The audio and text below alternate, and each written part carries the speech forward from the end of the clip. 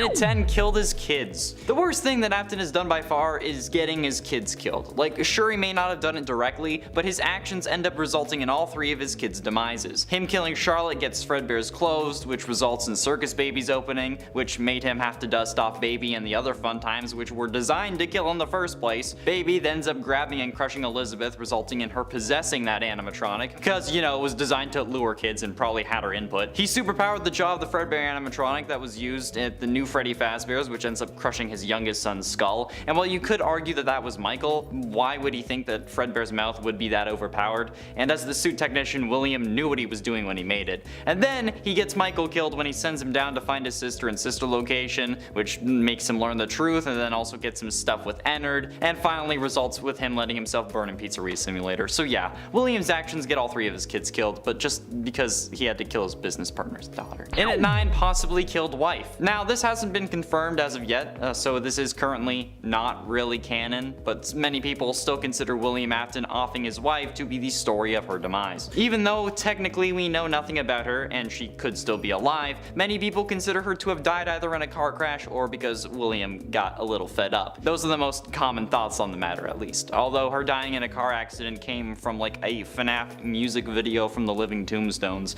that was probably also using Minecraft characters, although I don't think it was. But like, yeah, it's in no way canon to the series. Yeah, I've had to tell people this in my DMs after they've been yelling at me, telling me that it's a canon car accident, but no, it's not. It's not even actually canon that she died. But the potential is still there that William was the reason she kicked the animatronic part-filled bucket. Since it's only really a possibility though, it's at number 9. If it gets confirmed though, I'm more than willing to bump it up on the list. Although statistically speaking, your spouse is the person most likely to kill you, so she should be on her guard. And at 8, lied about Remnant. Now, this isn't confirmed, much like the fact that he possibly killed his wife. However, this seems like the most likely explanation to me. So if you want a full in-depth dive as to why I think Afton actually was the one who lied about Remnant, be sure you go click the video linked in the iCard. I'm hoping. It might be. But I'm gonna summarize it quickly here. Basically, there have been 3 fires so far that were meant to finish off William Afton, and none of them have worked. The reason Henry tried fire was because that's supposed to be the thing that can burn off Remnant. However, Remnant can also be found in liquid form. So how can something be molten but also burn away if it's set on fire? That doesn't make sense. It makes more sense that William made up the lie that he can be killed with fire, so Henry would keep trying and failing to kill him with this method so he wouldn't have to worry about actually dying. Since literally every time he's been in a fire, he has survived. And the other animatronics infused with Remnant have also survived, like Baby, the Puppet, and Ennard in FNAF 6, as we see in the Blob. So yeah, clearly it's not working, dude. Try something else. And at 7, missing children's incident. I mean, this is a fairly low-hanging fruit since it's like the inciting moment for the entire series, but I think it's still worth calling out at least at number 7. The missing children's incident, in case you forgot, is the infamous incident where 5 kids go missing inside a Freddy Fazbear's Pizza and are never seen again. Police investigated, but they were unable to find any bodies, thus they had to let their suspect, in this case most likely William Afton, go due to a lack of evidence. However, this is one of the most horrifically painful moments that you can think of, especially if you're a parent yourself. 5 families went into Freddy Fazbear's wanting their kids to have the time of their lives in 1985, but left without their favorite people. They had the time of their lives alright, it just so happened that it was also the end of it. Not only that, but Afton ends up getting away with it since the police were terrible at their jobs or were getting paid off. Still not sure which one is the case in this series,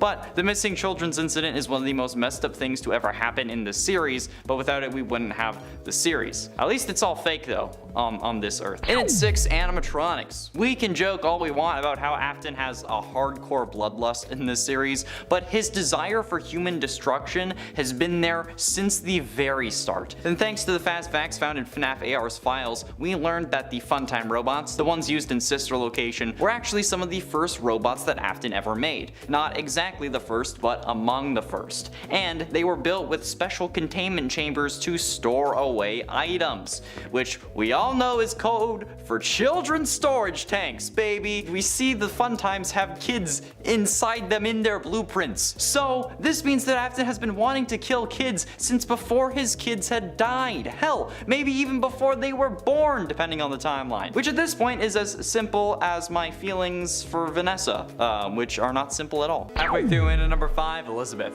Speaking of mistakes, let's talk about his daughter. What about getting your own kid killed? That's what I mean. Like, I don't know how William thought that this was a good idea. Like, I feel like this guy just thought, like, how do I capture kids more efficiently? Oh, I know, I can make a robot to lure them in and then grab them when they're close. But like, what would its design be? Hey honey, come here, daddy wants some design tips. And then Elizabeth ends up making the most predictable move ever and going directly against her father's instructions to see the robot that's basically perfect in her eyes. Like, William, why did you think that this was ever going to end well? Like, what did you think was going to happen? When has a kid ever listened to a parent? Especially at that age, when they're seemingly also loaded because you own a successful entertainment business. Spoiled rich kids listening to their dad when they say not to touch a giant robot made to appeal to them specifically. Yeah, genius idea, man. God, you're a real special kind of stupid, William, aren't you? Like, program a blacklist of kids not to steal, right? You have facial recognition tech, so come on. Just make a blacklist, like, don't kill my kids. Easy. God. And for Crying Child. I've had a ton of people complain to me about how Crying Child's death wasn't William's fault, since he didn't put Crying Child in Fredbear's mouth, and the spring locks failing were because he was crying. However, to me, there is no logical way that the animatronic jaw should have been able to crush his skull, okay? The spring locks were already active. Crushing his skull would require a lot of power to actually accomplish with just a normal opening and closing of an animatronic mouth. So the only way that Crying Child's skull could have been crushed was if Afton had intentionally supercharged the animatronic, which would make sense if he wanted to use it as a kill machine or a backup kill suit, maybe if Springtrap or Spring Bonnie ever ended up shutting down. Figuring more power would help him out, which clearly it did, just in the worst way possible. There is no way that this was a spring lock failure either, okay? The Fredbear suit was already in animatronic mode, meaning that the spring lock mechanisms used to keep the robot parts to the side of the suit so that someone could be in the suit weren't being used. The spring lock failure problem comes from when those mechanisms are put under the stress of keeping the parts away from the person in the suit. If it's in robot mode, the spring locks can't fail because they're not being used. Keep in mind that the term spring lock in this context is referring to the actual parts that move the robot bits away inside the suit, rather than just the suit as a whole, which is also referred to as a spring lock. Well, it's referred to as a spring lock suit, okay? If I was talking about the suit, I would say spring lock suit. Getting close to the end in at number 3, Princess Quest. The whole reason Princess Quest is a thing in the security breach was to lock Vanny away and prevent her from regaining control of her body. So why did William create or allow for the creation of a sort of fail-safe that would let her escape? I mean, sure, they didn't expect a kid to come along and figure it out, maybe, but given the track record of this series, you'd think that Afton would have smartened up after at least 40 years. But that's like having a self-destruct button on a bomb that you plan to use to wipe out the entire city, but you still want no one to stop you. Or like if the Flash had a steal my speed button on his suit that you could just like tap. It's just stupid. Like, if you want something to work, why give it a way to fail, you know? This is one of the dumbest things that William has done, and probably the 3rd dumbest thing overall.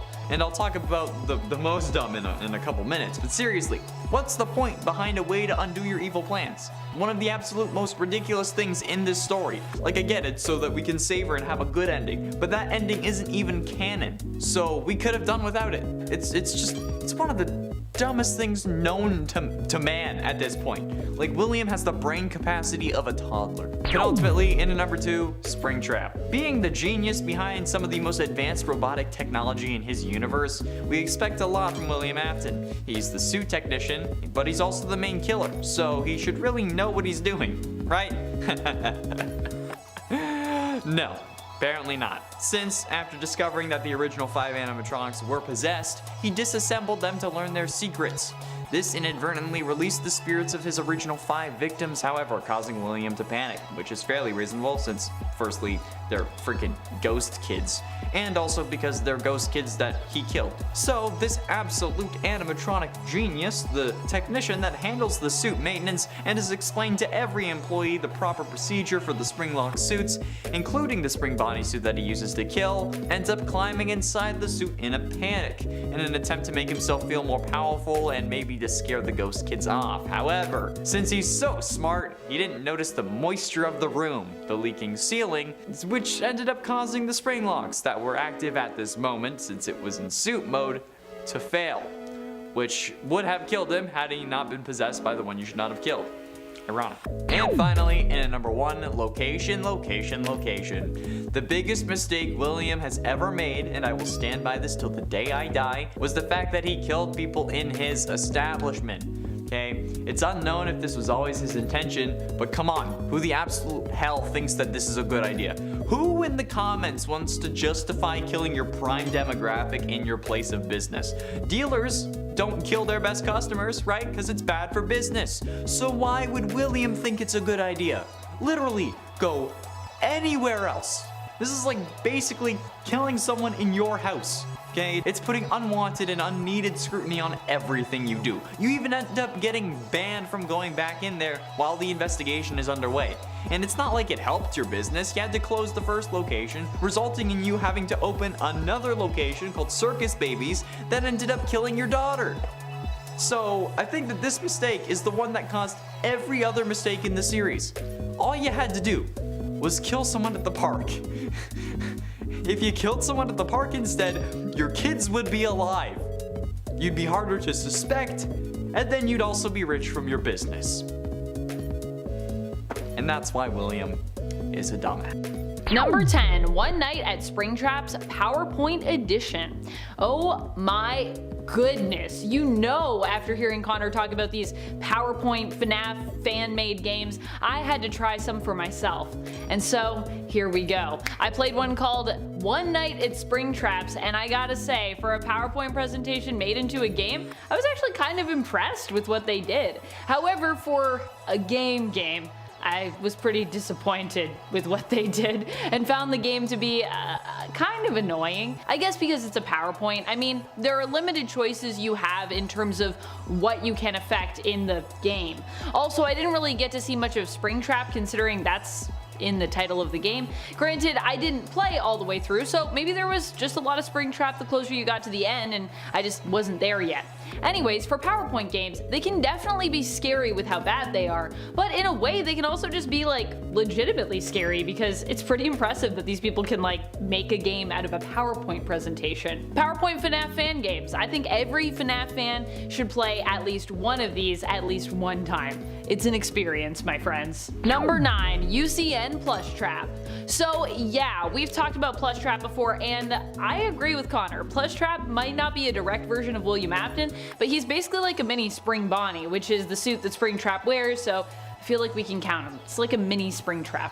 Honestly, I would love to learn just more lore about Plush Trap and their story as well. What if they also happen to be directly linked to Afton in some way? It could be kind of cool if one of the deceased Afton kids haunted that animatronic, you know what I mean? Plush Trap has a jump scare in Ultimate Custom Night in addition to their jump scare from FNAF 4. In UCN, it feels like Plush Trap gets even more up in your face, and even if the jump scare isn't prefaced with a mini game set in a dark hallway, it's still pretty scary. Also, for those of you out there who think Plush Trap isn't really scary because he's cute, I gotta say, I disagree with you. When it comes to doll-sized things attacking me, Chucky gave me some early on PTSD when I was a kid, so I will always be afraid of doll-like creatures that can attack you. I was the person who used to say goodnight to all my dolls and all my plushies individually before I went to bed because I was terrified of what they might do to me when I went into my sleep. So it doesn't matter the size, they freak me out, Plush Trap included. And friends, before we move on to this next spot, if you are loving this list and you want more lists like it where we talk about some of our favorite jump scare moments from the games, be sure to let us know by giving this video a thumbs up. Number 8, Springtrap's Revenge. This one is from a fan game that while I wasn't able to actually get it to run on my computer, it does look really terrifying. I couldn't find the right program to open the file, but I do believe that it is openable and that it is playable. I'm just not sure what program you need to run that game. Aside from it being slightly scary that this game simply didn't seem to work, the audio files and the visuals shown on the Game Jolt page for FNAF Springtrap's Revenge seem to imply that for those who can get this game to run on their computer, or when I maybe figure out how to get it to run, there are lots of scary moments in store featuring one of the most creepy animatronics of all time. Springtrap. Number 7, Circus Baby Ice Cream Scoop. Okay, so I know what you're thinking. Amanda, how is Circus Baby William Afton? What are you talking about? Well, yeah, okay, she isn't, but this was before she was merged with the soul of Elizabeth, and I would argue was kind of like an extension of William Afton, who had created her and for some reason had given her some other more questionable features, more murderous features. At least that's how the police seem to view it at the beginning of the game when they are heard interrogating Afton. When they're heard at the beginning of Sister Location, that is what I'm talking about game. Now, I'm not saying that Afton intentionally put Elizabeth in harm's way, but he was the one who likely programmed Circus Baby to be a killer and prey on children who were separated from the group for some reason, which in this case happened to be his daughter, which means in a way William Afton was responsible for Elizabeth's death, which means that the jump scare that happened that then resulted in her death was at least his fault, I think we gotta say. Even if it wasn't like him specifically behind it, even if it was a malfunction, he was still the one that created Circus Baby, and whether or not this had been an intentional thing. I imagine we'll never know actually what Afton's true motives were, and if he wanted Circus Baby to attack Elizabeth or not, but either way, I think he's involved. I think we gotta give the responsibility to William Afton, so I'm counting this jump scare as one of his. Number 6, Springtrap FNAF 2. No, Springtrap was not in FNAF 2. You didn't miss anything. You're not crazy, and yes, I do know that Springtrap was not in FNAF 2. However, with this fan-made mod, you can bring Springtrap into the game and have Toy Freddy replaced with Afton's Springtrap animatronic instead, which I think is a much more horrifying prospect when it comes to playing through FNAF 2. Springtrap makes every game a little more scary with just his presence, or more specifically, William Afton does. Yikes. I also imagine that fans of FNAF are likely only able to improve upon Springtrap's jump scare animation from FNAF 3 when building their own to be added into the games. Fans are just good at improving things even more because many in the community have the skills and the creativity to do so, and I feel like a lot of them have spare time to throw at this because they love it so much. FNAF fans, they can just be a talented bunch, so. Halfway through into number 5, Elizabeth. Speaking of mistakes, let's talk about his own daughter. I get it, because she's a mistake. Actually, we don't know. She might be. I don't know how William thought that, this was a good idea, though. I feel like this guy, trying to brainstorm how to capture kids more efficiently, and he hadn't even started killing at this point. He's like, oh, I know, I can make a robot to lure them in with ice cream and then grab them where they're close. Okay, so what's it gonna look like? Oh, let's call my daughter and ask for some design tips, you know? Then Elizabeth ends up making the most predictable move ever and going directly against her father's instructions like a kid to go see the robot. That's basically perfect in her eyes. William, why? Why did you think that this wasn't going to happen? You had to lock your child in his room so that he wouldn't go to Freddy Fazbear's fucking pizza, and you think that your daughter isn't gonna walk up to an animatronic, especially at the age where they want to piss you off. And they're also seemingly loaded because you own a successful entertainment business, okay? Spoiled rich kids listening to their dad when they say to not touch a giant robot that was made to appeal to kids? Yeah, that's gonna work. God, you're a special kind of stupid. It's embarrassing. It is embarrassing. It is truly embarrassing, bro. Okay? All you needed to do was have a blacklist and say, don't kill these kids. And you would have been fine. But no. In it for fun times. Now, there's no doubting what you've achieved on a technical level. These are clearly state of the art. There are just certain design choices that were made for these robots that we don't fully understand. We were hoping you could shed some light on those. Well, she can dance, she can sing. She's equipped with a built-in helium tank for inflating balloons right at her fingertips. She can take song requests. She can even dispense ice cream. Yeah, with all due respect, those weren't the design choices we were curious about, Mr. Afton. Yeah, that classic line of William seemingly being interrogated by the police that plays the first time you open up Sister Location is definitely showcasing how embarrassingly stupid this guy is. The cops know what these animatronics are doing and are capable of, and what they were designed to do, so they instantly end up being even more suspicious of him. And considering the circumstances, we can also assume that Elizabeth is inside the robot.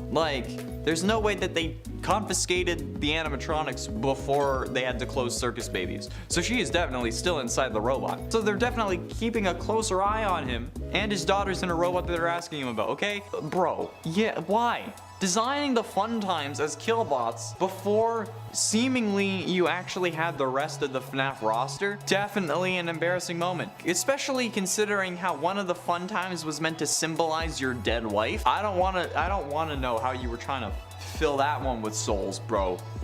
Leave me out of it. Getting close to the end in number 3, Crying Child. I've had a ton of people complain to me about how Crying Child's death wasn't William's fault, since he wasn't the one who put Crying Child's head in Fredbear's mouth, okay? And then the spring locks failed because he was crying. But let's be honest, there is no logical way that that animatronic jaw should have crushed his skull. Even the spring locks, okay? The spring locks weren't active and would have required a lot of power to actually accomplish this goal with just normal opening and closing power of a jaw. So the only way that Crying Child's skull could have been crushed was if Afton had intentionally, for some reason, supercharged the jaw of the animatronic. Which it would make sense if he wanted to use it as a kill machine, like as a prototype fun time, or maybe he wanted to use it as a backup kill suit in case Spring Bonnie ended up failing. Figuring more power in the jaw would help him, which clearly it did, just in literally the worst way possible. There's also no way that this is a spring lock failure, guys, okay? The suit was already in animatronic mode, meaning that the spring lock mechanisms that are the reason that it could fail, because they're used to keep the robotic parts to the size that someone can fit in the suit, weren't being used because it was in animatronic mode. So they don't need to keep the robotic parts to the side. The spring lock failure problem comes when those mechanisms are put under stress of having to keep the parts away from the person in the suit, okay? And then if they get wet, that's when they can loose and then that's why they can't get wet, okay? Keep in mind that the term spring lock in this context is being referred to the parts that move the robotic bits away inside the actual suit. Since the suit is also referred to as a spring lock, I feel like I kind of need to clarify that. And ultimately, in at number 2, Princess Quest. The whole reason Princess Quest is a thing in Security Breach was to lock Vanny away and prevent her from regaining control of her body. So why did William create or allow for the creation of a failsafe to allow her to escape? I mean, sure, they didn't expect the size of a 4-year-old kid to come along and figure it out, but given the track record of William, you'd think that he'd have smartened up after at least 40 years. But that's like having a self-destruct button on the thing that's gonna save the world, that the villain can just come up and go boop. That's like some Austin Powers level comedy. Or like if the Flash had a steal my speed button on him anywhere at any point. It's just stupid. If you want something to work, why give it away to fail? And then you let it happen. It fails because of a kid the size of a 4-year-old. Maybe not even. This is one of the dumbest, most embarrassing things that William has had happen, and probably the 3rd dumbest overall, okay? But seriously, what was the point behind the way to undo your evil plans? Well, that's one of the most ridiculous, unbelievable things in a story about serial killers getting possessed and animatronic robots getting possessed. I know that it was it was required so that we could have a good ending to this game, but that ending isn't even canon, so we don't care about it. Okay, it was one of the dumbest things that has ever happened in this series. Why? Why would you do that? And finally, into number 1, Springtrap. Being the genius behind some of the most advanced robotic technology in the universe, we expect a lot from William, okay? He's the suit technician, he's the main killer, he seems to be the CEO of the company, so he should really know what he's doing, right? Apparently not. Since after discovering that the original 5 animatronics were possessed, he disassembled them to learn their secrets. This inadvertently released the spirits of the original 5 victims, though, causing William to panic, which is understandable since firstly they're freaking ghost kids that he never expected to see again, and also because they're the ghost kids that he killed. Okay, so this absolute animatronic genius, the technician that has handled the suit maintenance for years and has explained to every employee the proper procedure for the spring lock suits, including the spring Bonnie suit that he uses, ends up climbing inside the suit in a panic in an attempt to make himself feel more powerful and maybe scare off the ghost kids.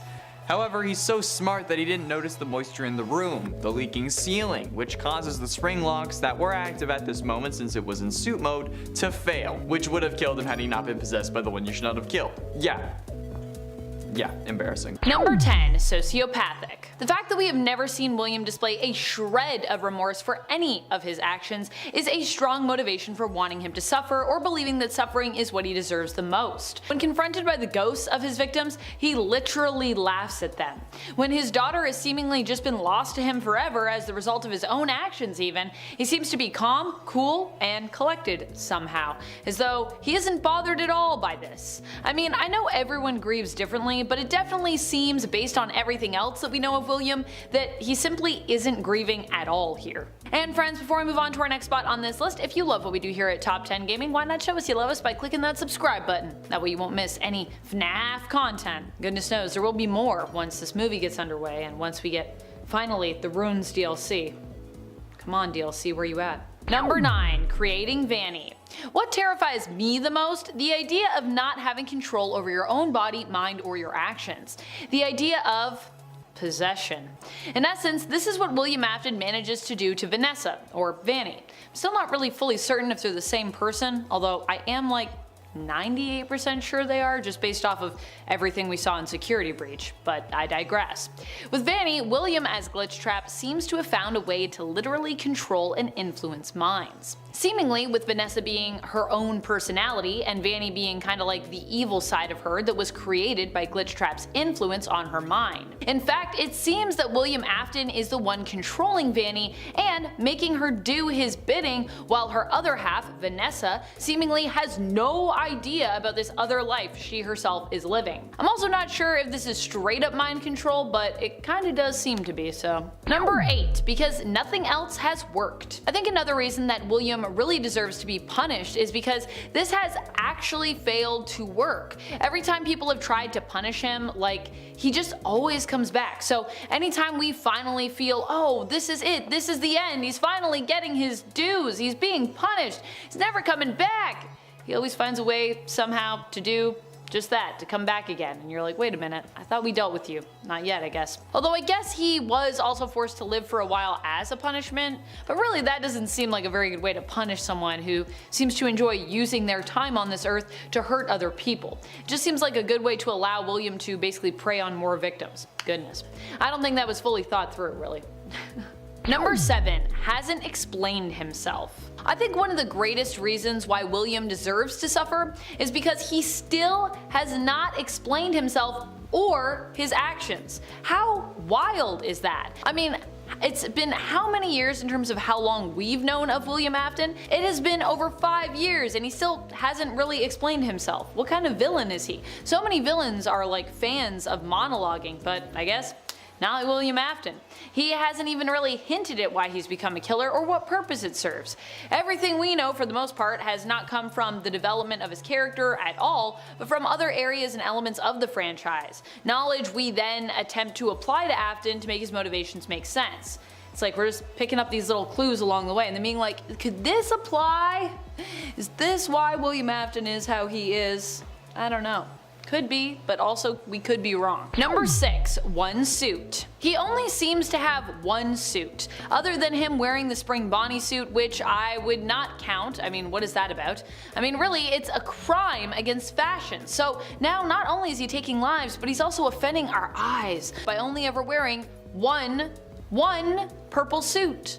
Why has this man only one set of clothes? I personally like my villains to have a bit more flair, and so for this reason I would say he really deserves to suffer for not mixing it up and proving that he can be just as suave as we'd assume he'd be, as we've been led to assume he is. I mean, I just think he would be suave because he somehow convinced Harry to partner with him and managed to open up a restaurant successfully, and it's been implied that William was the more charismatic of the two, so you'd think, you know, he'd show that through his sense of style. I open the movie, he has a whole closet of purple suits, but that they're all different so that we can redeem him from being not just a law-breaking criminal, but also a fashion criminal as well. I mean, I'm fine with you wearing a different purple suit every day, I just want it to be different, you know? I just wanted to have a little little bit of pizzazz. Halfway through into number 5, Vanessa. Possessing Vanessa was certainly one of the more messed up things that William did. It just sounds weird, you know? Like this guy pops up into your VR headset, then takes over your body without your consent, so now you end up killing for him. That's kind of messed up. Actually, no, not kind of, that's incredibly messed up. I mean, she knows what's going on too. She actively talks in hushed tones about how she can't talk about it to her therapist. So like, what the hell is the dynamic here? I mean, possessing someone is already pretty messed up, but then causing them to make a rabbit costume so you're still a furry is a whole other set of kinks that I don't even want to talk about. And then she knows that there's an evil inside her, but she can't do anything about it. She fears for her life, which only makes me wonder what William has been saying to her, and she's now, with full knowledge of her darker half, willing to lock a kid in a lost and found room until the police arrive, despite never calling the police, and then lets that darker half track him down.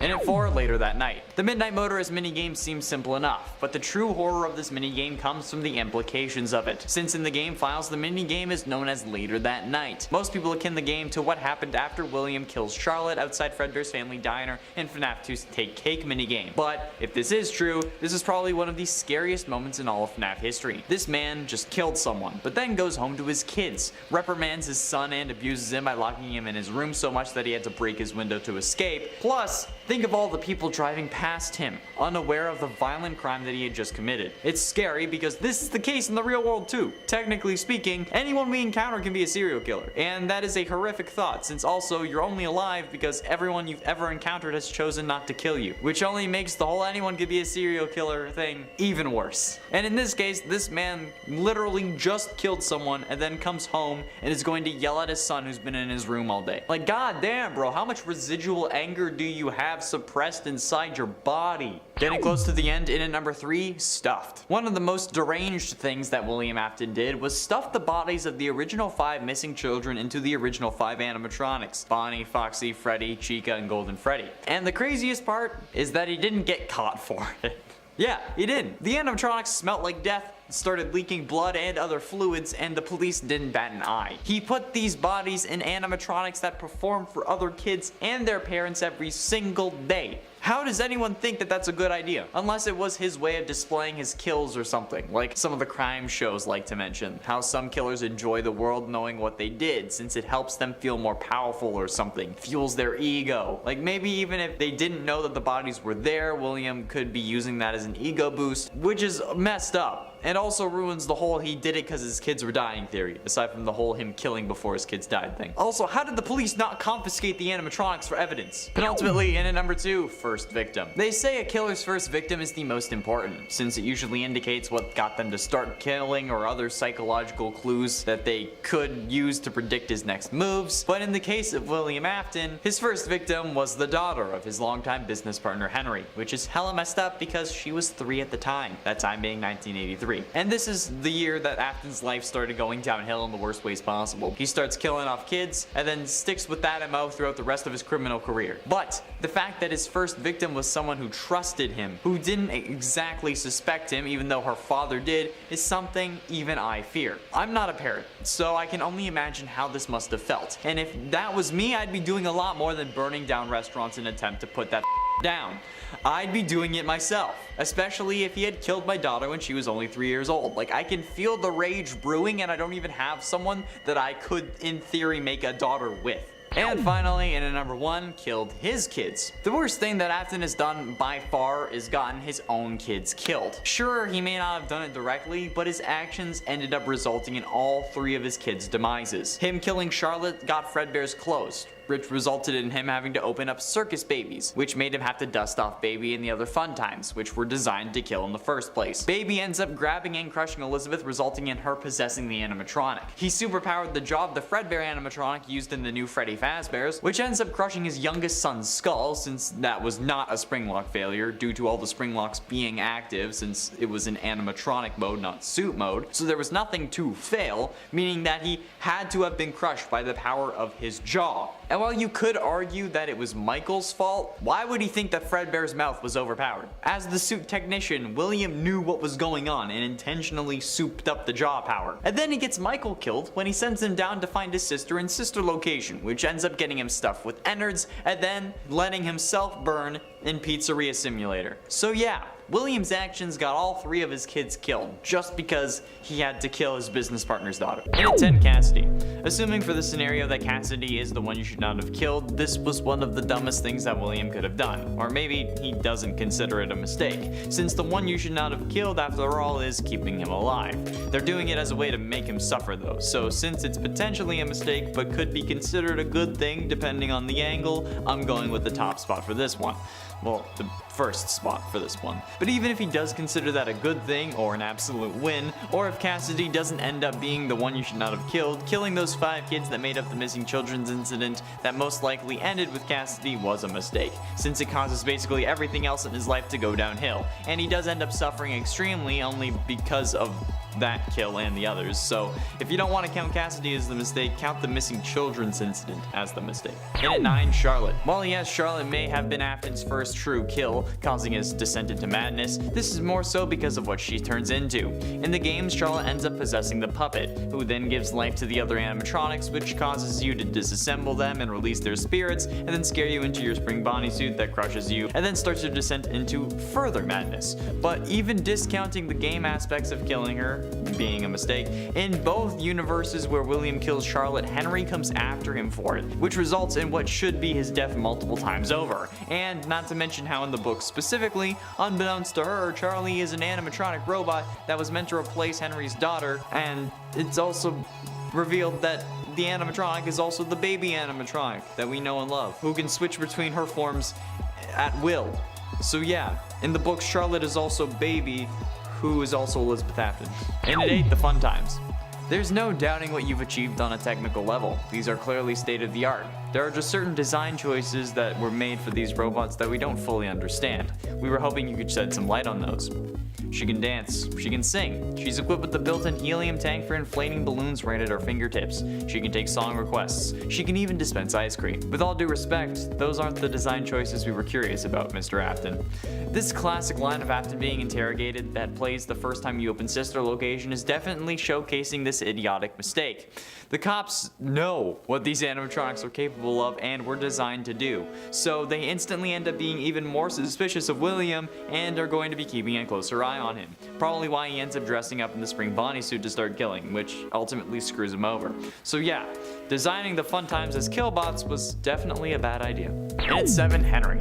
Why did you think that killing Charlotte wouldn't have any consequences? Like, you killed your business partner's daughter, that's gonna be pretty obvious to him, especially when he already suspected you were up to something, so he took extra care to protect his daughter, and she still died. That's a vengeful father if I have ever heard of one, and he hasn't even needed vengeance yet. So then, you know, he's after you, or seems like it, and you don't kill him next? Killing Henry could have done wonders for your criminal career.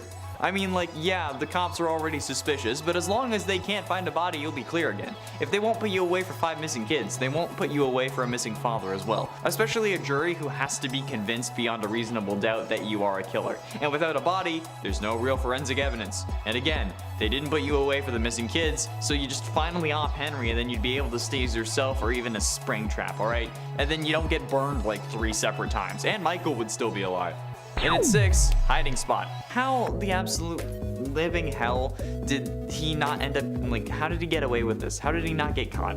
The smell of rotting bodies would ruin the hell out of the actual atmosphere of the pizza place because, you know, you're supposed to be trying to eat pizza. And the heat from the animatronics, like the robotic parts of their body, would help to speed up the decomposition of the missing kids.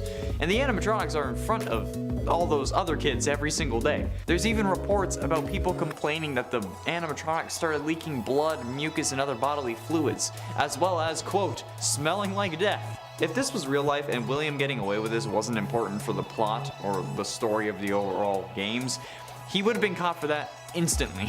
Like, oh, we never found the bodies of these kids that went missing at this pizza place, but now the animatronics at this pizza place are leaking blood and smell like death. They also sound like their bones are being crushed when they move. So maybe we should check these out. Let's get a warrant. Oh, look, turns out we found those missing kids. William Afton, you're under arrest for the murder of Gabriel, Susie, Jeremy, Cassidy, and Fritz. Boom. Oh, then they could probably throw on Charlie and a couple others on there, I'm sure. Like, boom, instantly, he gets caught. I don't get how this wasn't an open and shut case. Like, William is so goddamn stupid that he shouldn't have made it to the events of the first game. Like, not even 1987. Or not even 1985, alright? It shouldn't have happened. His whole plan is a dumpster fire of bad ideas. Halfway through, in at number 5, Follow Me, Try Hard Ninja. Seemingly sung from the perspective of the original Missing Children from 1985, this song, like the last one, comes from the brilliant mind of Try Hard Ninja. He's been waiting, abandoned and patient, so long, a savage masked ghost story from the past he roams. Over 30 years ago when he took them down below, and tonight he walks again, so step inside and join the show. Follow me, then you'll see. Follow, follow, follow, but the truth is hard to swallow. Follow me, then you'll see. Follow, follow, follow, follow. Follow me, see a nightmare in action. So as you can tell, this is about following people. And this is heavily based on FNAF 3 thanks to the line of 30 years ago. And the whole he said follow me, which ultimately results in the children's deaths. There are also multiple different Spring Bonnie models used in the official Source Filmmaker music video, which is actually on Try Hard Ninja's channel, not someone else. So it's also worth noting that since this one is animated, it did get many more views than others, such as Disconnected, amassing a whole 15.3 million views at the time of this recording, which is absolutely nuts to me. None of our videos have even come close to that. Like, I only recently had one of my videos on this channel hit 1 million for the first time, so yeah, definitely insane numbers there in my opinion. And at 4, Afton Family by Cryfuse. While the chorus of this song may say, all stay strong, we live eternally, all is well in the Afton family, this song by YouTuber Cryfuse actually details how the Afton family crumbled and destroyed one at a time. And the video going along with the song shows you who each part is meant to be sung by, or at least whose perspective it's from. First William, then Crying Child, then Baby. With a quick cameo from someone that you should be able to identify using the color of their text. Even if they aren't meant to be the purple guy and are instead a guy who turned purple due to internal bruising, this song actually has a good beat and a good tempo. Insert other musical critique words here. Okay, I'm gonna level with you. I don't know much about music, and all I really listened to growing up was Minecraft parodies, so I can't really criticize or talk about the actual music. All I can really do is tell you if I find it catchy, and that if it stuck to the confirmed bits of lore or not. And this one did for the most part. Crying Child is theorized to be part of Golden Freddy, but the Two Souls theory is just a theory, and not one that I personally believe to be Scott's intention, so aside from a couple bits that could have been because they wanted all Afton members to be animatronics for just symmetry, it's a great song. Getting close to the end, and in number 3, Springtrap Finale by Groundbreaking. I've been waiting a long time for someone to discover me. Why, you ask? It's because I'm getting a little claustrophobic in here. I see how you get ideas about how I really came to be. Well, I guess I can see how you think I'm mean. Golden Green, all machine, cause it's me. Those are the opening lines to the Springtrap Finale song by Groundbreaking. Firstly, this is an amazing beat, and instrumental track is actually really good, let me say. However, this is one of the Springtrap sympathizer songs, as I was talking about. This song talks heavily about FNAF 3 and how William is upset about being stuck in this plane when his victims were able to move on. He says he knows what he did wrong, but he wants to leave everything behind. However, if you really think about it, at least in my eyes, if he really understood and regretted what he did, he would accept the consequences of his actions and not complain that he wasn't able to move on. We now know that it was due to the one you should not have killed keeping him alive. However, at the time of FNAF 3, when this song came out, we had no idea why he was still alive. Some people considered him dead, but I knew better. And ultimately, in at number 2, Glitch Trap, Rockbit Gaming. I'm gonna be honest, this was the only real song that I was mad bopping to when I was listening to all these candidates, okay? This song had me grooving, and I was even singing the lyrics after I had actually finished, okay? It honestly kind of gives me like Backstreet Boys vibes, if I'm being totally honest, and I'm okay with it. Glitch Trap decides what's going through your mind. He's got a hypnotic purple eyes. Damn. Both catchy and accurate. The only reason I didn't put this as number 1 is because the number 1 slot has over 18 million views. Even though it's had more time to amass those views, I feel like if I didn't put the next one at number 1, everyone would have been mad at me. Although there is a line that kind of creeps me out in this song. The whole line of Glitch Trap behind me, he tries to get inside, which just kind of gives me like Eddie VR playthrough flashbacks where he said that Uncle Fluffy wanted to take him behind the pizza joint. Yeah, this kind of adds to that creep factor, but at least it's not a William Afton sympathizer song like Springtrap Finale. That makes him seem regretful. And finally, in at number 1, I'm the Purple Guy by DA Games. Yeah, you knew that this was gonna be number 1 one, and I'm gonna be honest, I hadn't listened to this song before this list, which is funny considering the amount of people who quote these kinds of songs to me in the comments of like my Instagram, like my own channel, my TikTok. With the original version from DA Games getting 7.3 million views and a remake of the song by Tygan Nass getting 18 million, this is one of the most popular FNAF songs specifically about Purple Guy out there. Other songs like the Five Nights at Freddy's 2 song by the Living Tombstone may have more views, like in the hundreds of millions, but as for songs specifically about William, this is one of the most popular. It's a bit more techno than I was expecting, however the remake does tone the electronic effects down a bit, which should be why it's more popular. It's easier to understand, and in my opinion easier on the ears because you can understand it, but then again, I'm a guy who likes to listen to music and sing along, so being able to understand it is kind of key for me in that respect. But again, the link to the original, if you somehow have avoided it all this time like I have, is in the description, along with the links to all the other original versions if they're still available at least. And at 10, killing where you eat. The biggest mistake that William ever made, in my personal opinion, and I will say this until the day I die, was the fact that he killed people in his restaurant, okay? It's unknown if this was always his intention, but like, come on. Who would think that this is a good idea? Like, who in the comments wants to come at me and try to justify killing your prime demographic in your place of business, okay? Dealers don't kill their customers, okay? Mechanics only bleed their their clients dry of their money, not their blood. So like, why would William think that this is a good idea? Literally, go anywhere else. This is just like, it's basically killing in your house and then like calling the cops and saying, hey, I killed someone in my house. It's putting unwanted attention and scrutiny on literally everything you do just so they can try to catch you. Like, you even end up getting banned from going back into your building when the investigation is underway. And it's not like it helped your business. You had to close the first location because of this, resulting in you having to open another one that killed your daughter. So, yeah, pretty embarrassing if you ask me. All you had to do was go to the park or some random alleyway or like a laser tag place, and then boom, your kids would be alive, you'd be harder to suspect, and you'd be rich from your business, because honestly it was a good idea, but you're done. And at 9, Cassidy. Assuming for this scenario that Cassidy is the one you should not have killed, this was also one of the most embarrassing things that William could have done. Or maybe he doesn't consider it a mistake because like the one you should not have killed is kind of keeping him alive after all, although it's still unclear if they're doing that currently or not. But they're doing it as a way to make him suffer. So I feel like getting possessed by a child is pretty embarrassing. I mean, that like, depending on the angle that you want to like look at, that I'm going with it's embarrassing. If I was possessed by a child, I would be embarrassed. I don't think I am, hopefully. But even if he does like consider this a good thing, or if Cassidy doesn't end up being the one you should not have killed, which in my opinion she's not, but like killing those 5 kids that made up the missing children's incident that likely ended with Cassidy, that's dude, come on, we already talked about it. You killed in the wrong place. It's embarrassing.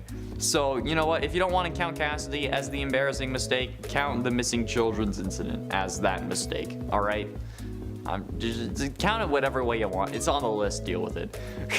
And at 8, Charlotte. While yes, Charlotte may have been Afton's first true kill, causing his descent into absolute freaking madness, in the game, Charlotte ends up possessing the puppet, who then gives life to the other animatronics, which causes you to disassemble them and release their spirit. In both universes where William kills Charlotte, it comes back to bite him in the ass since Henry comes after him for it, which results in what should be his death multiple times over. And not to mention how in the book specifically, unbeknownst to her at least, she is an animatronic robot that was meant to replace the daughter that Henry had lost.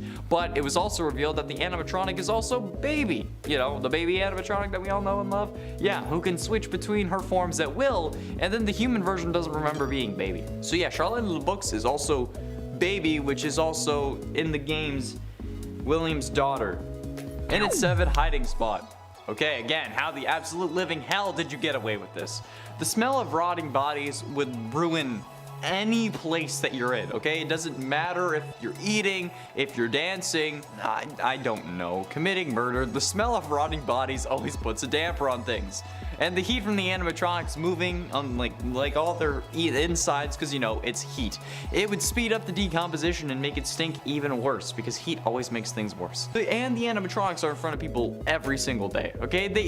People even started complaining that the animatronics were leaking blood, as well as, quote, smelling like death. If that was real life, William would be gone, okay? He would have been caught instantaneously. Like, oh man, we never found the bodies of these kids. Wait, hold up. These animatronics are leaking blood, smell like death. Call Agent Booth. We need to check these. Then they found the missing kids. All right, Afton is under arrest. They already suspected him. And I mean, like, having bodies hidden in your animatronics where you're the technician for the suits and also, I don't know, the CEO. Yeah, you're instantly incarcerated. I don't know. I don't know how this wasn't just a clean-cut case. Okay, I know that was important for the story of the games, but it shouldn't have happened, all right? His whole plan is a dumpster fire of embarrassment, and I love it. And at 6, Henry, why did you think that killing Charlotte wouldn't have any consequences, okay? Like, you killed your business partner's daughter. That was probably pretty obvious to him, especially since he already suspected you were up to something, and he took extra care to protect his daughter, and then she still died. That is 100% the superhero origin story that Henry needed. A vengeful father if I have ever seen one, and he didn't even need vengeance when he was putting that green bracelet on his daughter. So then you know what? Then he's after you, or it seems like it, and you don't kill him next. Like, killing Henry would have done so many wonders for your criminal career. I mean, like, yeah, the cops were already suspicious of you. As long as they can't find a body, they've already said that, like, they can't arrest you without a body, apparently. So if they won't put you away for 5 missing kids, they won't put you away for a missing father as well. Especially a jury who has to be convinced beyond a reasonable doubt that you're the killer. And I mean, like, I don't know, that's kind of up in the air, and like, you'd rather not go to trial if you were being charged with murder, but still, without a body, there can't really be any forensic evidence. So if you just, I don't know, throw it in a wood chipper.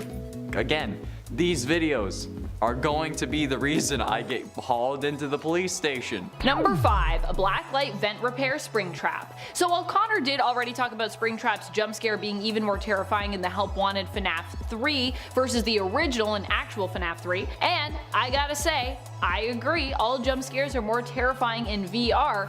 Here, we're actually going to be focusing specifically on Springtrap's jump scare in the vent repair. Oh, so spook! Springtrap is a character you will have to face in the blacklight version of vent repair along with Ennard. And yeah, Springtrap isn't the main character here, but Springtrap is around. Here you have to race against the clock as Springtrap crawls towards you as you try to complete your panel. Something even just about Springtrap's presence here terrifies me. Also, blacklight. Blacklight is just scary in general. I think it's the William Afton Springtrap vent combo though that really seals the deal for me on this one. Number 4, hidden Springtrap. While I know we've discussed how the original appearance of Springtrap's jump scares in FNAF 3 were considered pretty lackluster by fans, I still think they're terrifying because they generally happen to you in a moment when tensions are running quite high, and you're already feeling super anxious. I just feel like FNAF 3 is a very anxiety-inducing game in general. Case in point, when the Phantom puppet shows up, it doesn't jump scare you like the other Phantom animatronics in the game, but instead obstructs your view, so you're trying to look around, can't see anything. You also can't pull up your monitor or use the maintenance panel during this time. This means it's especially hard for you to keep track of, you know, what Springtrap might be up to and where exactly he is. Unable to distract him away from your location, the puppet jump scare can easily and often lead to a hidden Springtrap jump scare, where as soon as the Phantom puppet is gone, Springtrap surprises you by popping up, which I think is even more scary than the standard Springtrap jump scare from this game. And there's nothing you can really do about this one once it starts to happen, which just makes it more terrifying in my opinion, because your view is obstructed, so you can't even like use anything to be like trying to get Springtrap to go away. Number 3, Nightmare Springtrap. While Nightmare Springtrap in the actual FNAF games is a rare one to run into, in the FNAF fan-made game Ultra Custom Night, he's part of the regular cast of characters. Here Springtrap has a nightmarish appearance, still super decayed, but with rows and rows of sharp teeth, claw-like sharp hands, and red glowing eyes. He can kill you in Ultra Custom Night if you go too close to the vent where his hand has appeared. In order to get rid of him and avoid a jump scare, you have have to switch back and forth between heat and AC unit multiple times. Number 2, loading screen of horror. Okay, so yes, admittedly a loading screen is not necessarily a jump scare, but loading screens can be jump scare worthy, I think. And come on friends, this is a part 3, so obviously we're getting to the point where unless it's, all fan games on this list, I gotta talk about things like horrifying loading screens, okay? Still, I'd argue that this actually does deserve its spot on our list, especially considering the sound that accompanies it. We're talking about the hidden loading screens featured in FNAF 3 that also come with that somewhat familiar horrifying sound. Some have likened it to an 8-bit inspired version of Afton's screams of pain. I'm mostly liking it to just sounds of pain for my ears. It's not a pleasant sound, but obviously that's the point. The images aren't pleasant either and reveal Springtrap seemingly pulling back the top of the animatronic suit's head to reveal the decaying corpse of William underneath.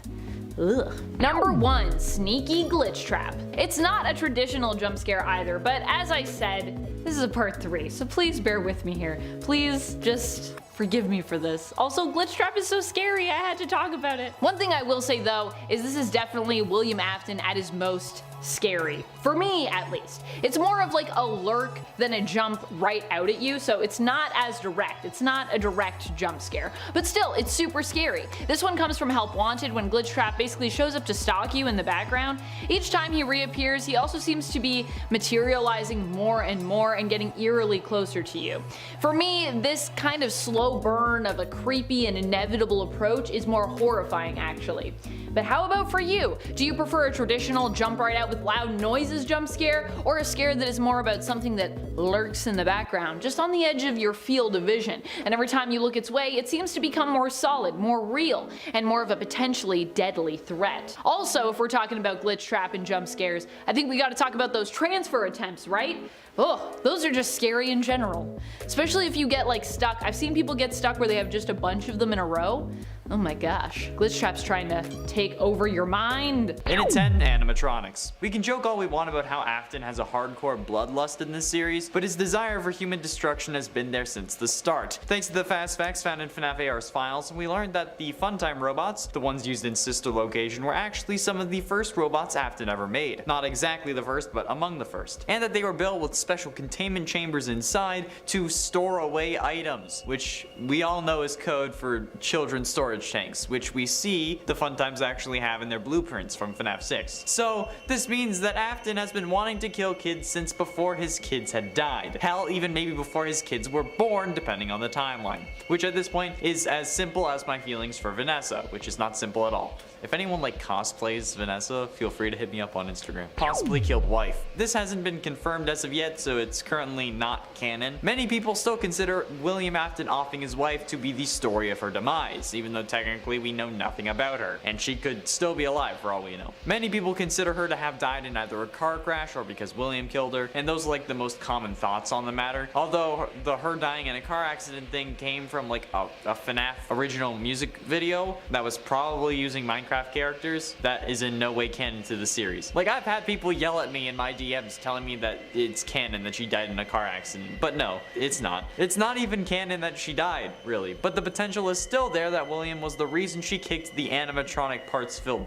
bucket. Since it's only a possibility though, it's only number 9. If it gets confirmed, I'm more than willing to bump it up higher, because like statistically speaking, your spouse is the person most likely to kill you, so she should have been on her guard. And at 8, missing children's incident. I mean, this is a fairly low-hanging fruit since it's like the inciting moment for the whole series, but I think it's worth calling out at least number 8. The missing children's incident, in case you forgot, is the infamous incident where 5 kids go missing inside of Freddy Fazbear's Pizza and are never seen again. Police investigated but were never able to find the bodies, thus they had to let their suspect, in this case William Afton, go due to a lack of evidence. However, this is one of the most horrifically painful moments that you can think of, especially if you're a parent yourself. 5 families went into Freddy Fazbear's wanting their kids to have the time of their lives in 1985, but left without their favorite people. They had the time of their lives, alright, it just so happened to also be the end of their lives. And not only that, but Afton ends up getting away with it since the police were terrible at their jobs or were getting paid off. Still not sure which one is the case in this series, but the missing children's incident is one of the most messed up things to ever happen in this series, but without it we wouldn't have the series. At least it's all fake, right? And at 7, stored his daughter. While we know Afton isn't the best father, I think it's something else to end up locking your robot possessed by the soul of your dead daughter into an animatronic testing facility. That seems a bit too far if you ask for my humble opinion. But nevertheless, he still did it, and that's what sister location is all about. And William was even the one who sent us as Michael down there in the first place, and then we get shoved full of Ennard bits so that they can escape. Did William know about that plan? Unsure, because like in FNAF 6, Baby says that she'll make her dad proud. So was that William's intention to like send us down there so Baby could get out? And if that was the case, why lock her down in there in the first place? I mean, like if she was your daughter, why not have her just like chill around the house, right? Like in the books, Baby is able to transform between Baby and like a human looking animatronic at will. So why not add this to that version, and then you can have your daughter back, albeit a little more messed up. But like more like you in the long run, right? I don't know. This family is messed the hell up, and nothing makes sense. And at 6, lied about Remnant. Now, this isn't confirmed, much like the fact that he possibly killed his wife. However, this seems like the most likely explanation to me. So if you want a full explanation as to why I think Afton was the one who lied about Remnant, go check out that video linked up in the iCard. But I'm going to wrap this up quickly here. Basically, there have been 3 fires so far that were meant to finish off William Afton, and none of them have worked. The reason Henry tried fire was because that's supposed to be the thing that can burn off Remnant. However, Remnant can also be found in liquid form, so how can it be molten but also be burnt by fire? It makes more sense that William made up the lie that he could be killed by fire, so Henry would keep trying and failing to kill him, so he wouldn't have to worry about actually dying, since literally every time he's been caught in a fire, he has survived. And the other animatronics infused with Remnant also survived, like Baby, the puppet, and Ennard in FNAF 6, as we see from the Blob in Security Breach. Number 5, the cavities. I mean, the fact that all of his attacks seem to have been premeditated based on evidence we have uncovered through the games seems like a pretty good reason to want William to suffer. A very interesting discovery came to us via the blueprints for the animatronics that we received during the video game Five Nights at Freddy's sister location. In these blueprints, it appears that some animatronics have chest cavities, with one even being shown to have been filled in with the drawing of a small person that is stuffed inside there. This seems to imply that William created these animatronics with the main secret purpose of using them to abduct and store his victims, using the animatronics as aids in kidnapping and killing, which is pretty despicable. Number 4, Charlie's fate. To many, William appears to be the mastermind behind the death of Henry Emily's daughter, Charlie. And for this, there are many that feel he deserves to be punished, which, to be honest, is pretty fair. We don't know why William did this, but it seems to have been pretty intentional, and possibly was done either maliciously to hurt Henry for some reason, or even worse, to use Charlie in one of his twisted experiments in regards to achieving immortality, which it also seems plausible that William Afton could be obsessed with, although once again, this is us kind of figuring that out, but we don't really have it confirmed. William's never said it, but yes. Many believe though that that is his true goal, and at this point I am one of those people. Charlie also died all alone, which makes her death even more sad and more terrible, and for that I truly do believe that William deserves to be punished. Number 3, countless victims. When it comes to William Afton, there are the victims that we know about, but there could always be more than that. Based on William's animatronic creations, it seems as though he was doing his best to make sure he had an endless supply of victims for him to use, possibly in experiments, either capturing and harvesting remnants as part of his experiments to make himself immortal, or simply killing for fun, or a combination of both of those things. Already his list of victims feels long, and what's worse is we don't even know if this list is complete. There could be even more victims we just simply do not know about. I'm half expecting to later find out that he has a den filled with bones similar to Pennywise's lair in Stephen King's It. I mean, who knows, there could be countless victims here. Number 2, Elizabeth's fate. One of the worst things that William has ever done, in my opinion, is possibly intentionally harming his own daughter. I mean, granted, this might not have been intentional, but based on what we know of William, the idea that what happened to Elizabeth was some kind of freak accident doesn't really make a lot of sense to me. And if somehow her death was the result of an accident, then at the very least, we have to consider what happened to her a terrible indicator of complete gross negligence on William's part, which, yeah, Either he did this intentionally and he's a super evil person, or he's like a really bad parent. I mean, William basically left her unsupervised around a robot it seemed he knew was programmed to kill, so what is that about? It seems more likely that William actually planned for this to happen in order to use his daughter's soul as fuel for another of his experiments. And sure, maybe he was, you know, just trying to make her immortal like he wants to be, but there is no indication that she knew this, and so she could never have really signed off on participating if she didn't know. Like, there's no consent there that could be given because she didn't know about this if that was the intent, and I don't think it was. However, it seems that when his experiment resulted in creating the vengeful, manipulative, and violent being that is Circus Baby, William simply decided to terminate this project, which is probably why he sent Michael in. Number 1. Machiavellian Machinations. I like the title for this point. It is supremely fun to say. Machiavellian Machinations. Try saying that 5 times fast. Basically what this means is William Afton is a mastermind, a puppet master. He's just a person with a bunch of plans, and all of them are really no good. To be Machiavellian is to use emotional manipulation to gain something, either to achieve a greater goal or simply for your own personal gain. And machinations simply means basically to scheme. William is a master in both regards. He loves to scheme, and he definitely is happy to manipulate others in the process of doing so, to ensure his scheme's success. I mean, granted, we still don't really fully know what his goals are or what his main goal is, but we know that he definitely has something. I mean, I would hope. Could you imagine? He's like, why did I do it all? No reason.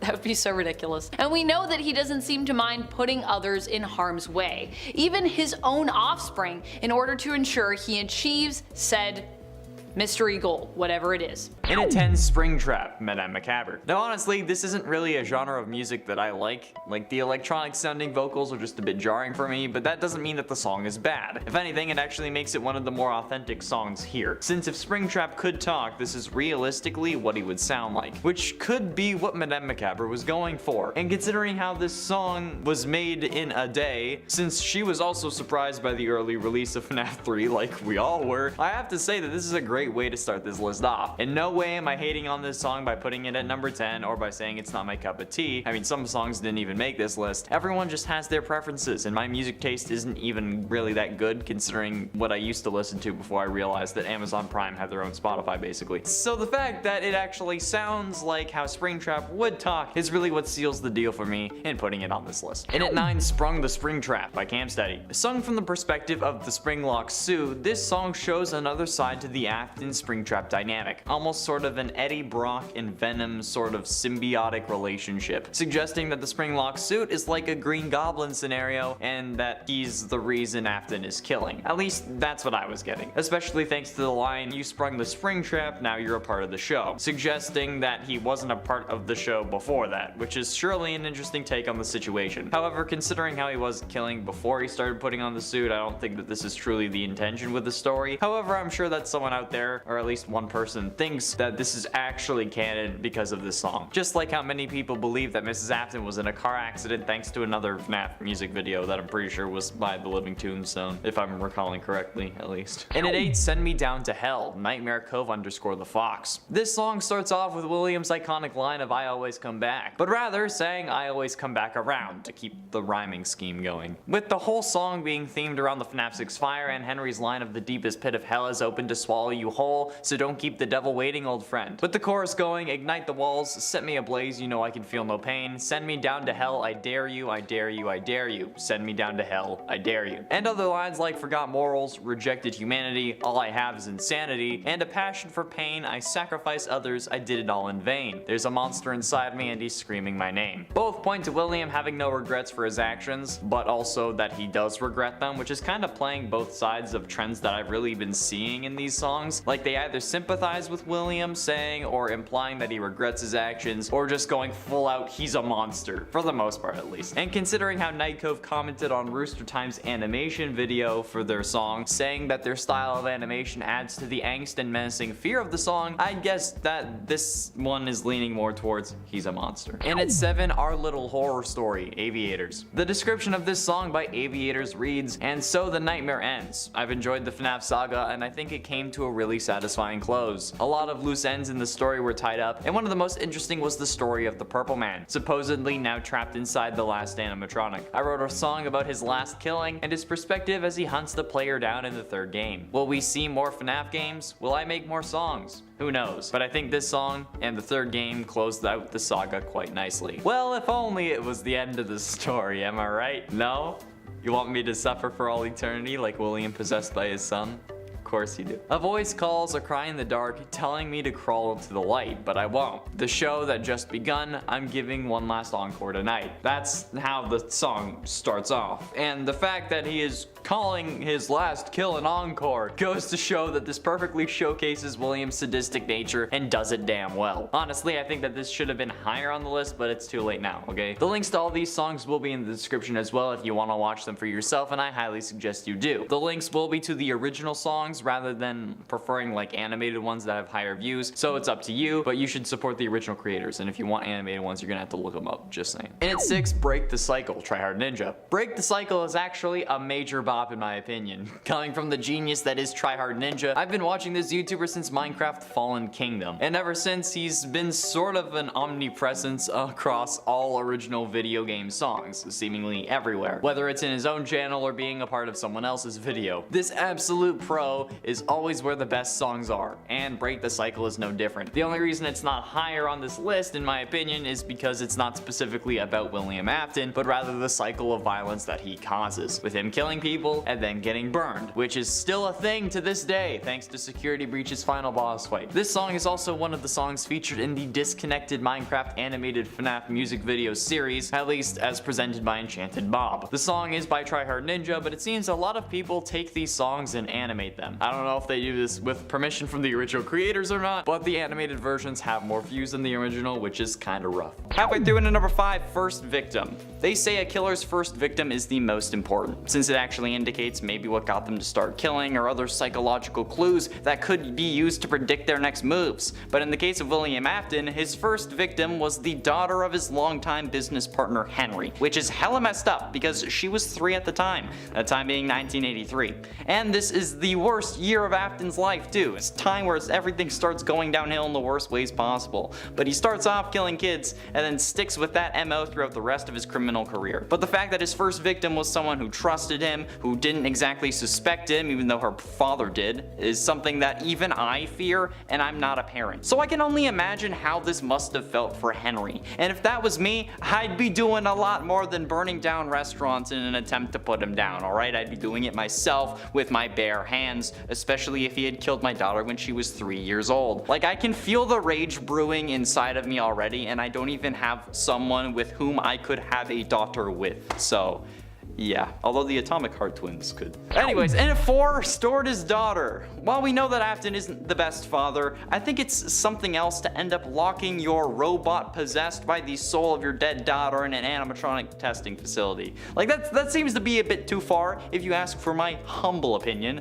but nevertheless, he still did it, and that's what Sister Location is all about. And William was the one who sent us down there as Michael in the first place, and then we end up getting shoved full of Ennard bits so that they can escape. Like, I don't know if William knew about that plan or not, because in FNAF 6, Baby says that she wants to make her dad proud. So, was William's intention to send us down there so that Baby could get out, or were we just supposed to learn the truth? And if it was so that she could get out, why lock her down there in the first place? I mean, if she was your daughter, why not just have her chill around the house? I get that she's a 6-foot tall giant clown robot, but like in the books, Baby's able to transform between a baby and a human looking animatronic at will, so why not add that to this version? Then you can have your daughter back. I mean, she'll be a little bit more messed up and a hell of a lot older, but she'll be like you in a lot more ways too, right? I don't know, man. This family's messed the hell up. Nothing makes sense. Getting close to the end, in at number 3, Stuffed. One of the most deranged things that William Afton did was stuff the bodies of the original 5 missing children into the original 5 animatronics. Bonnie, Foxy, Freddy, Chica, and Golden Freddy. And the craziest part is how he didn't get caught for for that. The animatronics smelt like death and started leaking blood and other fluids, and the police didn't bat an eye. It says so in newspaper articles from the first game. He put these bodies in the animatronics that perform for other kids and their parents every single day. How does anyone think that that's a good idea? Unless maybe it was his way of like displaying his kill or something, like how some of the crime shows mention that that's a thing. I don't know. Some killers enjoy the world knowing what they did since it helps them feel more powerful or something like that, fuels their ego. Maybe even if they didn't know that the bodies were there, maybe William was getting a bit of an ego boost from that, which is also messed up and kind of ruins the whole he did it because his kids were dying theory more than him making kill bots before they died, but still. How did the police not confiscate the animatronics for evidence? I don't get it, man. They were literally leaking blood. That's not normal. Oil isn't red. But ultimately, in number 2, later that night. The Midnight Motorist minigame seems simple enough, but the true horror of this minigame comes from the implications of it. Since, in the game files, the minigame is known as Later That Night. Most people akin the game to what happens after William kills Charlotte outside Fredbear's Family Diner in FNAF 2 in the Take Cake minigame, but if that is true, this is one of the scariest moments in all of FNAF history. This man just killed someone, but then goes home to his kids. He reprimands his son and then abuses him by locking in his room, so much so that he has to break his window to escape. But think of all the people driving past him too, unaware of the violent crime that he just committed. It's terrifying because that would be the case in the real world too. I don't know, maybe this is the paranoia disorder speaking, but technically anyone we encounter could be a serial killer. And that is a horrific thought, since also, technically, you're only alive because everyone you have ever encountered has chosen not to kill you, which only makes the whole anyone could be a serial killer thing even worse. And you know what, in this case, this man literally just killed someone and then comes home and yells at his son, who's been in his room all day because you locked him in there. God, bro, how much residual anger can you have? And finally, in number 1, Vanessa. Possessing Vanessa was certainly one of the more messed up things that William did. It just sounds weird, you know? Like, this guy just pops up in your VR headset and then takes over your body so that now you end up killing for him. That's just incredibly messed up. I mean, she knows what's going on, too. Like, she actively talks in hushed tones about how she can't talk about it to her therapist. So, like, what the hell is the dynamic here? I mean, possessing someone is already hella weird, but then causing them to make a rabbit furry costume because you're still a furry is a whole other level of kink that I don't even want to think about. And she also knows that there's an evil thing inside her, but she can't do anything about it, so she fears for her life, which only makes me wonder what William's been saying to her. And then she's also now, with full knowledge of her darker half, willing to lock a kid in a lost and found room until the police arrive, despite never calling the police because she knows her darker half is going to come out and track him down because she wants him. Location.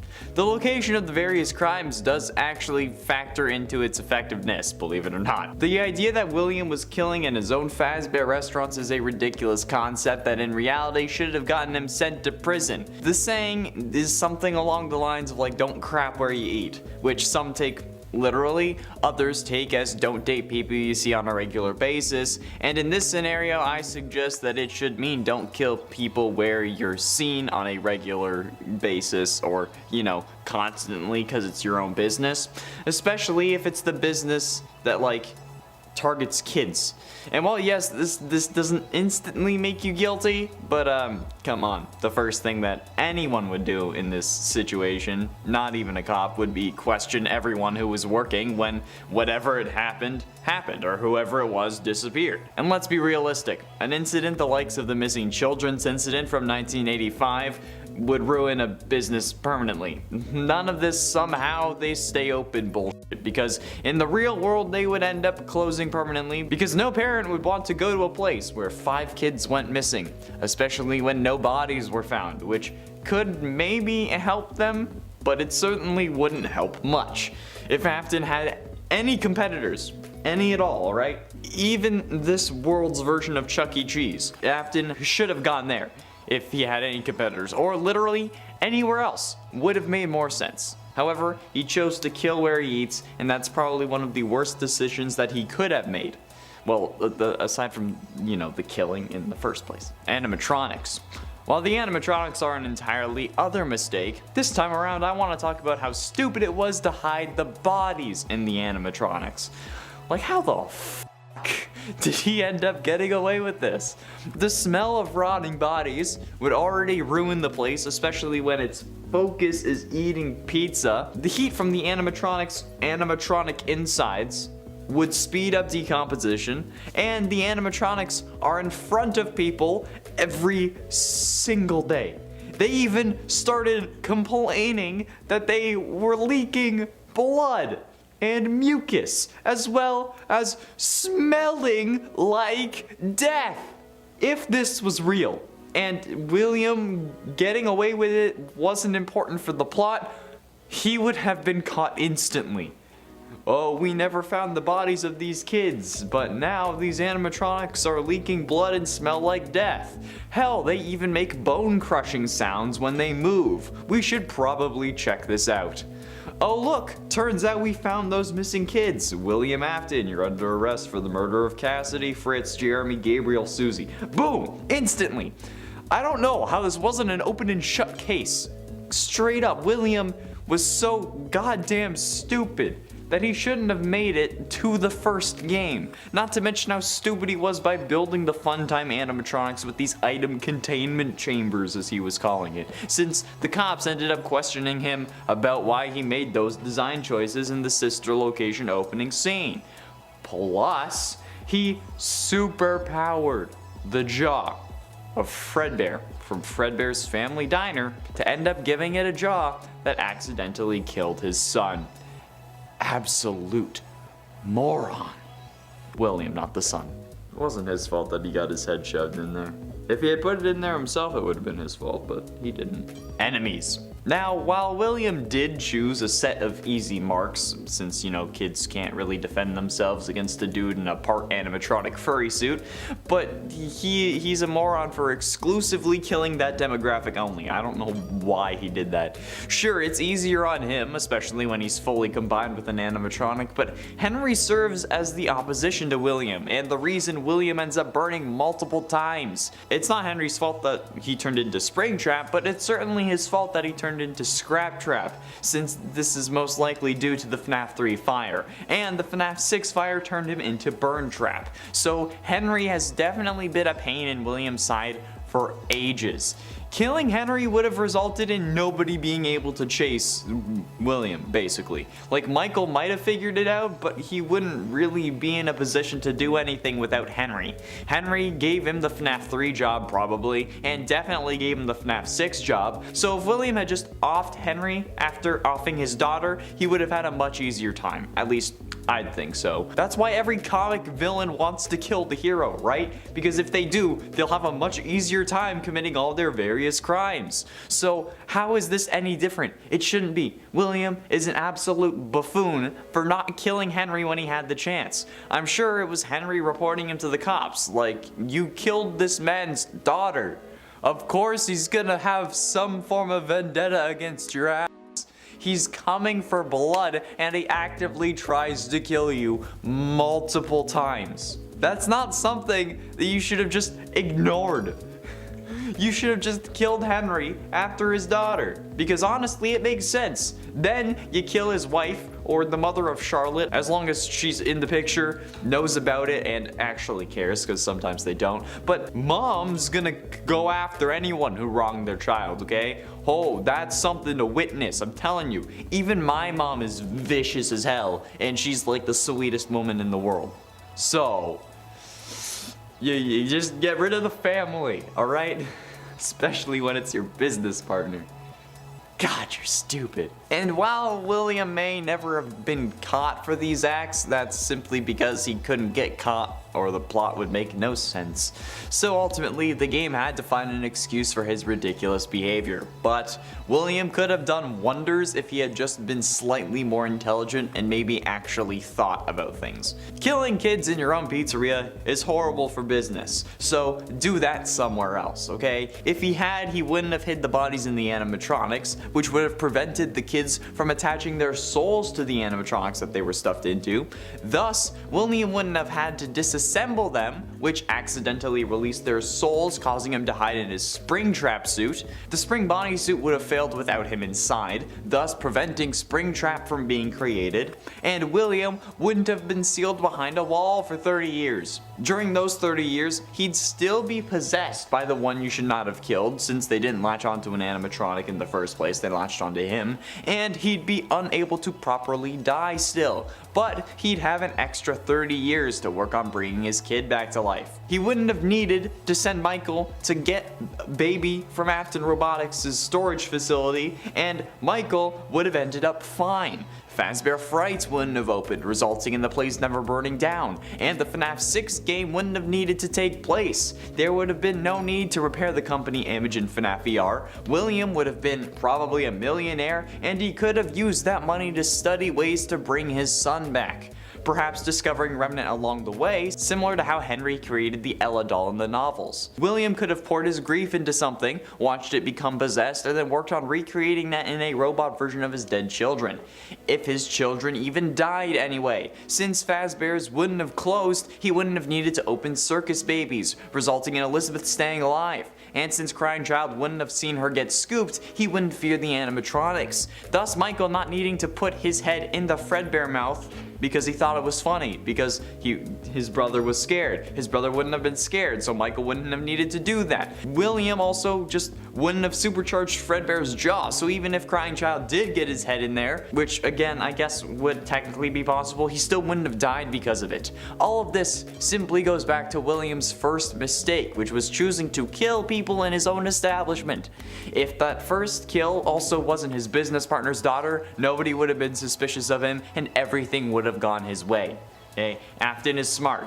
However, he could have been a lot smarter at the start, which would have resulted in him having an easy time on his killing spree, but I guess that would make for a very interesting game series, would it?